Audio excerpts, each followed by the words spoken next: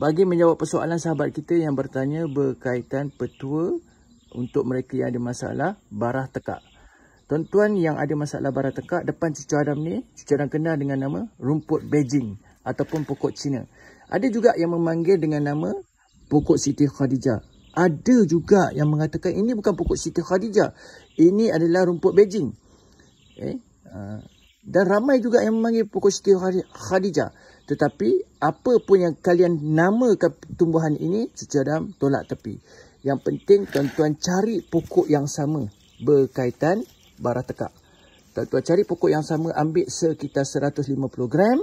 Kemudian sekali dengan akar dia, tuan-tuan basuh bersih-bersih, masukkan dalam mangkuk, ambil 1 sudu teh garam, masuk, letak air, tuan-tuan rendamkan daun ini sekali dengan akar. Sekitar 15 ke 20 saat sahaja. Selepas itu, Allahumma salli ala Muhammad, tuan-tuan masukkan di dalam pengisar, letakkan 3 gelas air. Tuan-tuan kisar, 150 gram, kisar bersamaan 3 gelas air. 3 gelas air. Kisar, kemudian Allahumma salli ala Muhammad, biarkan, lepas dah kisar, masukkan dalam jug, biarkan, Allahumma salli ala Muhammad, biarkan lebih kurang dalam 1 ke 2 jam. Selepas itu tapis, tuan-tuan minum pagi secawan, pagi secawan, malam nak tidur minum secawan. Esok, pagi secawan, malam nak minum secawan.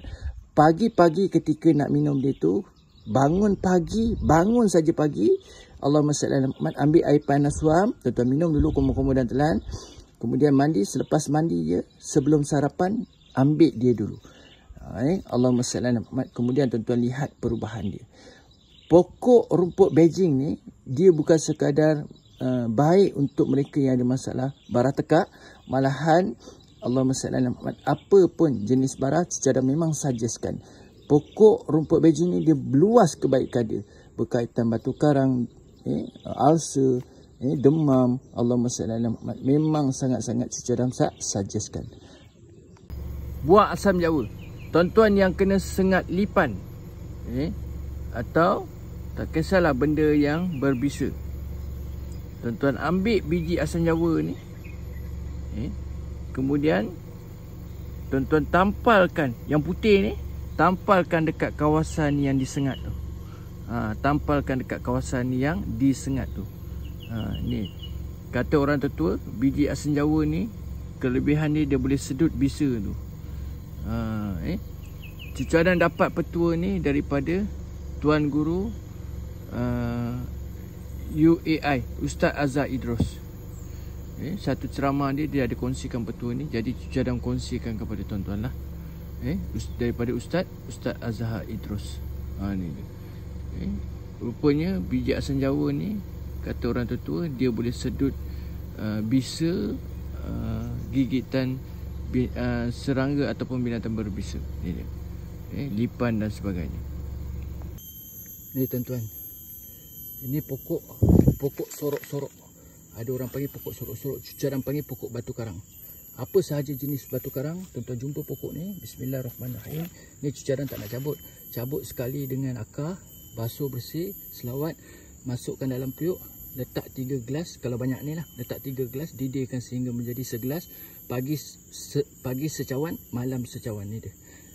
Sukun seafood, kacang tanah, bayam jangan makan untuk batu karang. Ni dia.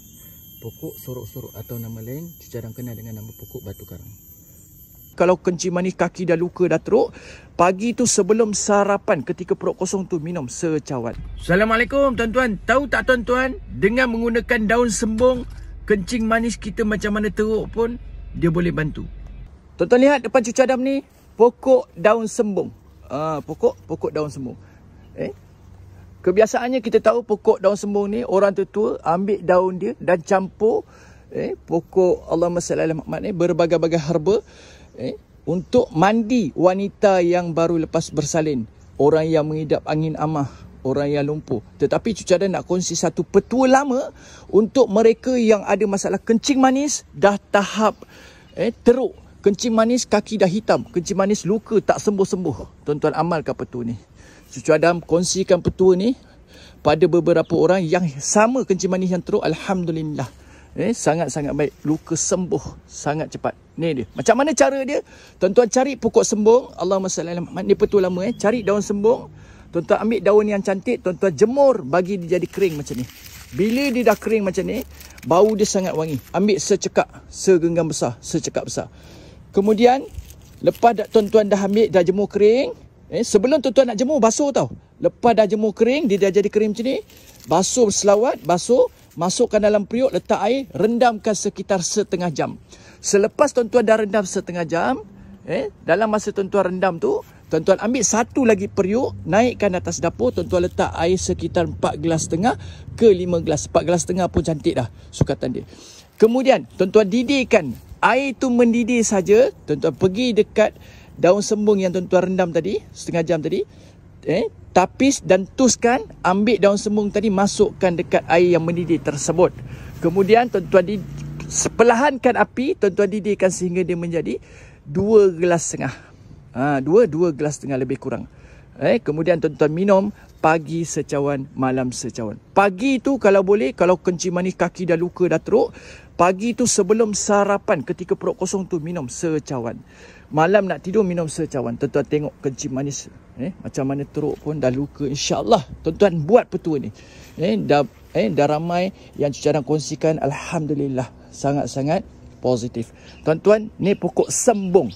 Ada juga orang cakap dia panggil dengan pokok capa, tak tahulah. Cadang kenal daripada kecil sampailah cadang besar ni, cadang kenal dengan nama pokok sembung. Bukan sembuh tau, sembung. Ni dia daun dia. Bau dia sangat-sangat wangi lah. Bau dia sangat-sangat wangi. Tuan-tuan, ini petua orang tua dahulu. Sungguh petua ni petua baik. Allahumma salli ala Muhammad wa ala ali Muhammad.